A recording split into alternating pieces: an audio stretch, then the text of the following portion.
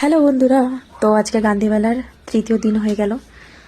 আমি আজকে গেছিলাম মেলা দেখতে। মেলায় যদিও একটু কম লোক আছে এখনো, তো চলো আমার সাথে তোমাদেরকেও মেলাটা পুরো ঘুরে দেখাই। এই যে এটা হচ্ছে আমাদের বাড়ির দিক দিয়ে গেটটা। গেট তো দুটো তিনটা দিক দিয়ে আছে, আমাদের বাড়ির দিক দিয়ে এই গেটটা, এই দিক দিয়ে যেতে হয়। আর ঢোকার সাথে সাথেই আশেপাশের সমস্ত দোকানের মধ্যে দিয়ে সামনে এসে আমরা উপস্থিত হলাম প্রদর্শনীর সামনে। এই সাইডটা আছে অনুসন্ধান অফিস, যেটা মেন অফিস। তো আস্তে আস্তে করে চলো আমার সাথে, তোমরাও মেলা পুরোটা ঘুরে নেবে। মানে আমি যা যা দেখেছি আশা করছি মানে আর এক্সট্রা কিছু নেই।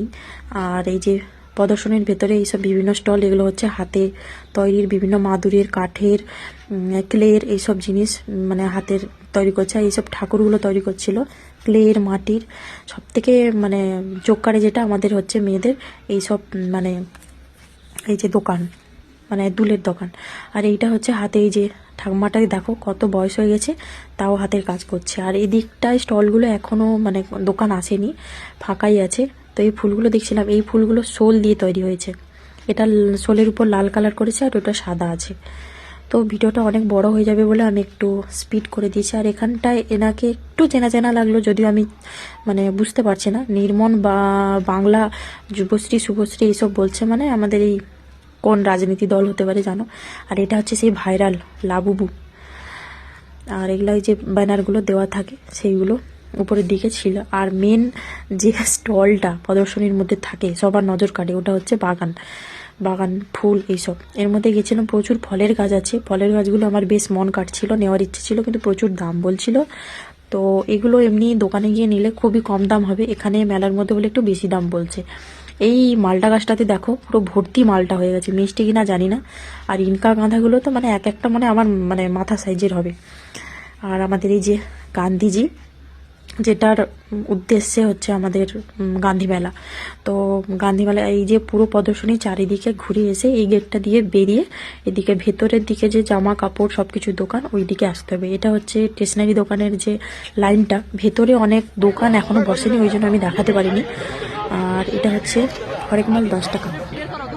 তো আমি 10 টাকা দোকানে যাচ্ছিলাম বলে আমাকে বলছিল গরিব লোক, তো সেটা একটু ইগনোর করো। এখান থেকে আমি কয়েকটা রুমাল নিলাম, আমার একটু কাজে লাগবে। যদিও এটা ব্যবহারের যোগ্য নয়, এমনি অন্যান্য কোনো কাজে ব্যবহার করা যেতে পারে। কটনের মতো দেখতে লাগছে, কিন্তু কটন নয়, টেরিকটের। আর এই দুলের দোকানটা দেখলাম, মানে প্রচুর দুল আছে, কিন্তু এখানে যে আমি হাত দিয়ে দেখাচ্ছি বুঝতে পারবে এই জায়গাটা মানে কালারগুলো চটে গেছে, ঠিক নেই। আর লাইটিং পড়ার কারণে মনে হচ্ছে যেন ভালো এরকম। আর এখানে বিভিন্ন দোকান। এই রেস্টুরেন্টটা সব থেকে বড় রেস্টুরেন্ট, যেটা পাঞ্জাবি ধাবা, ওটাই এখনো খোলেনি। আর আমাদের এই যে প্রিয় ফুচকা কাকু, আমাদের বাড়ির পাশে এই কাকুটাই আসে, তো আমি খুঁজে খুঁজে এই কাকুর কাছেই গেছি ফুচকা খেতে। তো এখানটায় প্রায় 20 টাকার মতো ফুচকা খেয়েছি, বেশি তো খাওয়া যায় না। তারপরে চলে এসেছি এই যে মেন আকর্ষণীয় পার্ট, যেটা ছোট ছোট বাচ্চাদেরগুলো, এগুলো দেখছিলাম প্রথমে। এই যে ড্রাগনটা ভালো লাগে চড়তে, কিন্তু অতটাও না, তাই জন্য আমি আজকে কিছু চড়িনি, এখনো বেশি লোক হয়নি। এই যে বড় ড্রাগনটা, এই ড্রাগনটা মনে হচ্ছে আগের বার এসেছিল একটু ছোট, এবারটা একটু মনে হচ্ছে বেশি বড়। আর এটাকে আমি তো বলে থাকি এলোমেলো ট্যাক্সি, মানে ব্রেক ড্যান্স যেটাকে বলে। এটা চালু হয়েছে নাগরদোলায়, তো ঠিকঠাক এখনো লাইটিং করা হয়নি, তাও চালু করেছে, দেখছি তো অনেকে উঠেছে, তো আমি সেখানে দাঁড়িয়ে দেখছিলাম। আর এটা একটা নতুন এসছে এবার, আমি এটা জাপানে টাপানে দেখেছি, এইগুলো দিল্লি, মুম্বাই এইসব শহরে থাকে। আর ছোটদের জন্য এই ড্রাগনটা এবার নতুন এসছে, এটা দেখছিলাম। তারপরে বেরিয়ে আবার প্রদর্শনীর সামনে দিয়ে গিয়ে আমাদের চলে যেতে হবে সাংস্কৃতিক মঞ্চে। এটা সাংস্কৃতিক মঞ্চের ভেতরে কি অনুষ্ঠান, মানে ছোট বাচ্চাদের অনুষ্ঠান মানে চলছিল। আজকে তেমন কেউ মনে হয় আসবে না। আগের দিন উদ্বোধনের দিন তো এসছে আমাদের ওই যে সিরিয়ালের যে উজি যে মানে নায়িকাটা, সে এসেছিল। তারপরে এই যে সামনে সেই সাংস্কৃতিক মঞ্চের সামনেই বসে আছে আমাদের ভোলাদার চটপটি।